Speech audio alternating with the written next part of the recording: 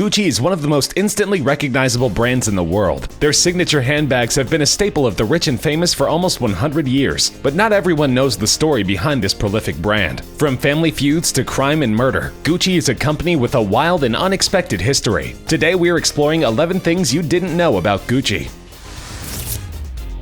Mauricio Gucci, founder of the Gucci brand, was the son of a leather worker in Florence. His family was extremely impoverished and struggled to cover even the most basic expenses. Gucci respected his father but vowed never to live in the same squalor. As soon as he was able, he started taking odd jobs and moved all across Europe, searching for a better life. In Paris and London, he took night classes and tried to ingratiate himself into the high-end fashion world. And though it took decades, he finally succeeded in capitalizing on his newfound skills. In the end, he used the same leatherworking abilities that his father taught him as a child, but aimed his products at a wealthier audience, and eventually created a company that is currently valued at almost $13 billion. As we mentioned earlier, Gucci worked a number of odd jobs over the years to pull himself from poverty and into the limelight. During his 20s and 30s, he worked as a waiter, dishwasher, and concierge in prestigious hotels across Paris and London. During this time, he was constantly making mental notes about the dress code and conduct of the millionaires and celebrities who passed through his place of work. He met Marilyn Monroe, Frank Sinatra, Winston Churchill, and many others while working as an elevator operator. Of course, his friendly demeanor and confidence helped him make many connections during this time, and many of these celebrities were his first customers when he finally launched the Gucci brand. Though he felt that these jobs were beneath his gravitas at the time, it was completely essential for Gucci to work in these industries for decades, so he knew exactly what was in fashion at the moment. Through hard work and dedication, he transcended his odd jobs and created the fashion empire that we all know today. Gucci was 40 years old by the time he finally founded his fashion brand. Before he started his company, he worked at the Savoy Hotel in London, where he was inspired by the British nobility to use equestrian details in his designs. The first Gucci shop was founded in Florence in 1921, and many of his first designs were inspired by horse racing and other tropes from British culture. In 1932, Gucci created the first loafer shoe with a gilded snaffle, as well as a wonderful selection of luggage ties, shoes, and the famous handbags with a bamboo handle. Each of these items were in vogue in Britain at the time, and while Florence was somewhat Provençal, Gucci helped put it on the cultural map. Though it took him most of his young adulthood to make his brand a reality, Gucci lived to the ripe old age of 71, so he had plenty of time to oversee his new company and watch it grow into a fashion empire. Though growth has continued steadily since Gucci's death in 1953, he still knew the scale of his own success.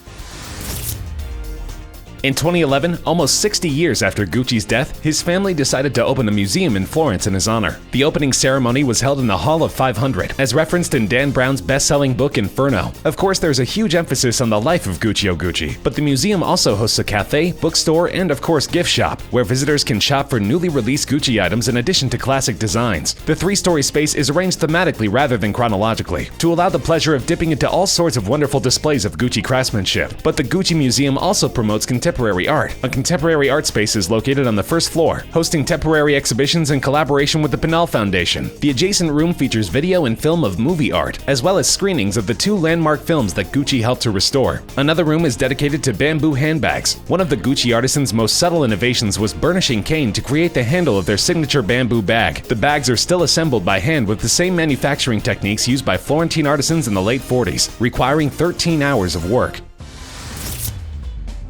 Because Gucci was so poor in his youth, it was important to him to continue supporting people who were less fortunate, especially as his company grew in stature and began to make a phenomenal profit. The current management agreed with his goal and partnered with UNICEF in 2005 to continue Gucci's quest for altruism. Gucci has already donated $20 million to UNICEF, with a focus on sub-Saharan Africa and particularly Mozambique. In the last 10 years alone, Gucci has managed to train more than 8,700 teachers, construct nearly 300 school classrooms, supply 14,600 school desks, construct more than 1,800 water and sanitation facilities in schools, and work alongside governments to influence changes in education policy and advocate for improvements in the school curriculum. The company has put a huge emphasis on the importance of both health and education, especially for girls, who don't often have access to school in sub-Saharan Africa. Through projects with UNICEF and elsewhere, Gucci hopes to prevent poverty and promote the ingenuity of children who would not normally have plentiful opportunities.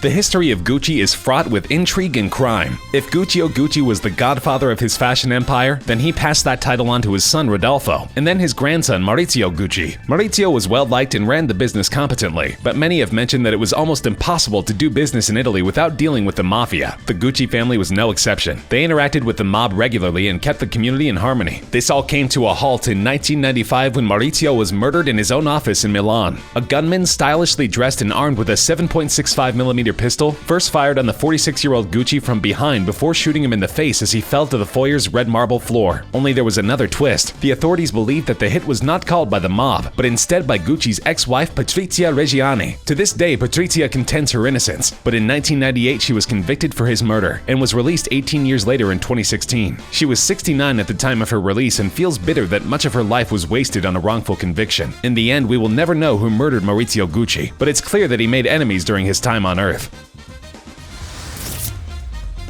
Of course, Gucci is renowned for being a luxury brand with a huge price tag. It's not uncommon for their signature handbags to cost between $2,000 and $4,000 a piece. But in 1998, Gucci set the world record for the most expensive pair of jeans ever sold. The Genius jeans were sold for a whopping $3,134. That's almost twice as much as the average American family spends on all of their clothes for the entire year. Though it's hard to imagine having $3,000 to spend on a pair of pants, the record was shattered when a Japanese collector bought a vintage pair of Levi's from the 1880s for $60,000. Amazingly enough, this record was obliterated in 2010 when Sweet Circus started offering jeans with dozens of diamonds sewn onto the back pockets. These go for a mind-boggling $1.3 million a piece and are rarely sold. Although Gucci no longer holds the title, their jeans are still in vogue, and people regularly pay the $3,000 price tag, while the current record holder is mostly a novelty item.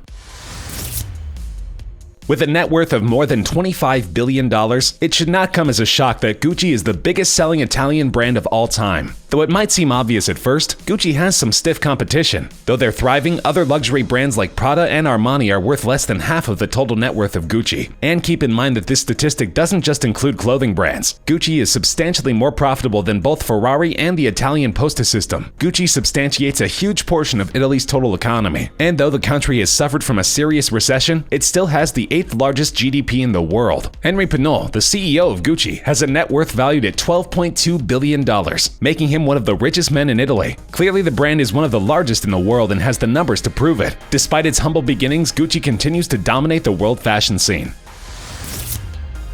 The Gucci logo is debatably the most instantly recognizable in the fashion world. The iconic double G's have been a fixture of celebrities and the world's elite for almost a century, and the history behind the design is pretty straightforward. As we know, the House of Gucci was founded in 1933 by Italian fashion designer Guccio Gucci. The logo simply represents his initials. Many people misinterpret the logo to represent double C's rather than double G's because of the way it's stylized, but in reality, the logo is an homage to its founder and primary inspiration, Guccio Gucci. Unlike many other brands, the Gucci logo has remained fairly constant for almost 100 years. The simplicity and refinement of the brand is immediately recognizable from the logo, cementing it as one of the most famous symbols in the world. Though he's not a household name, Guccio Gucci lives on through this logo, and his legacy continues with this brilliant bit of branding.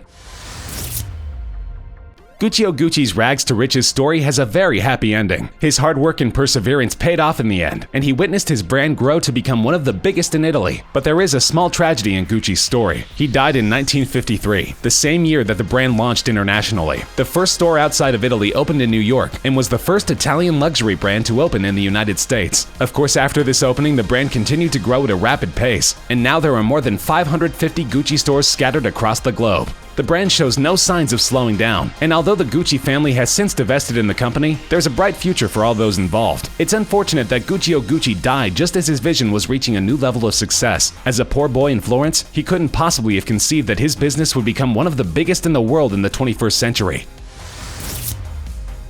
The Guccis had their own familial issues throughout the 20th century, culminating in the murder of Mauricio Gucci. But things only became crazier as the company went public and moved away from the Gucci family. The story centers around François Pinault and Bernard Arnault, two French billionaires who battled for ownership of the Gucci group for many years. Some have described it as one of the most bitter fights in corporate history. Essentially, both billionaires slowly amassed shares in the company, owning first 5% and then 10% of the total stock. They then proceeded to fight for the affections of the board, attempting to partner with members who owned own substantial Gucci stocks so that they could oust their competitor. In the end, all this infighting was bad for business, and the company suffered. It wasn't until Tom Ford became CEO in 1994 that he was able to restore peace to the company and modernize it for a new century.